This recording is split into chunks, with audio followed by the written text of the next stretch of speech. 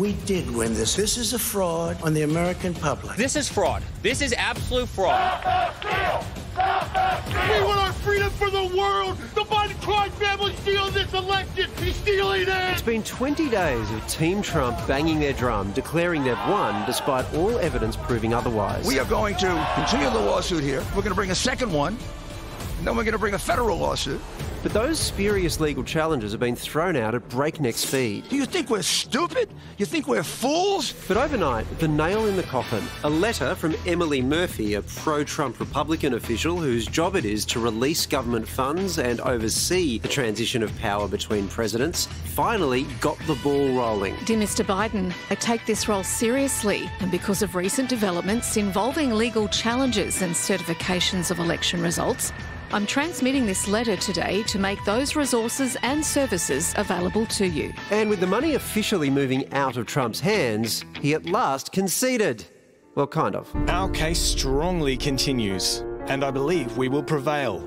Nevertheless, in the best interest of our country, I am recommending that Emily and her team do what needs to be done with regard to initial protocols, and have told my team to do the same. I wonder if you agree that he is, for all practical purposes, conceded. I think it absolutely is as close as you could get to a concession from Donald Trump.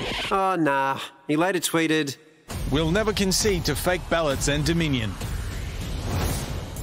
And the Hill's editor-at-large, Steve Clemons, joins us now from Washington, D.C. Steve, does it really matter if Trump concedes or not? I think it only matters in terms of trying to teach kids to, do the right thing, not be bullies, behave well. But other than that, it really doesn't matter if Donald Trump concedes or not. I mean, he's going to be out. He is out. And whether they have to, as the Biden transition team said, have him expelled from the White House or whether he walks out on his own, it won't matter whether he concedes. So Emily Murphy's letter seems to have been a big moment. It took 3 weeks for her to get to the point of sending that letter. Do we know why she changed her mind? She was up to give testimony in Congress next week, which she was trying to duck. And I think the combination of the legal jeopardy she would personally be in if she did not attend those oversight meetings for the House of Representatives next week, combined with the fact that more and more Republican senators were basically saying, congratulations, Joe Biden, sent her the signal that she was in trouble if she didn't move forward. Steve, now that the money is moving over to the Biden's administration, what can he do?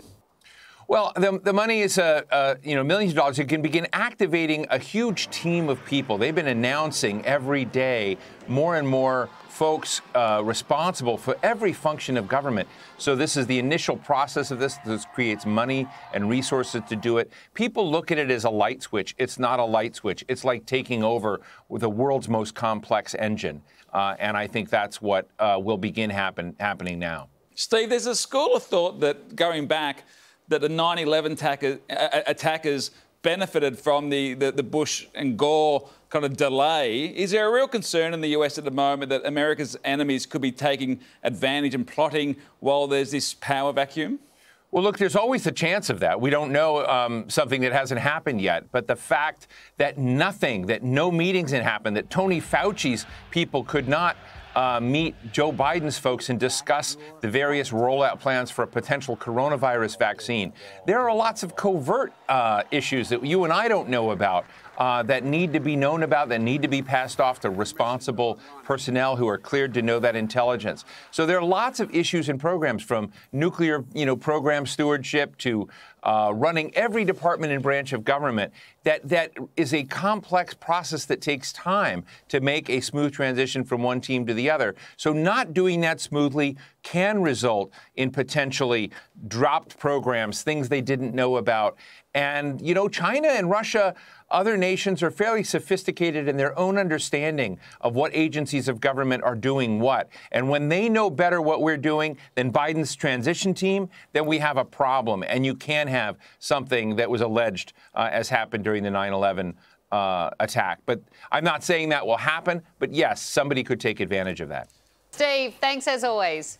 Thanks, everybody. Good to see you. Have a good evening or night. I'm going to go back to bed. Bye now. I've never seen that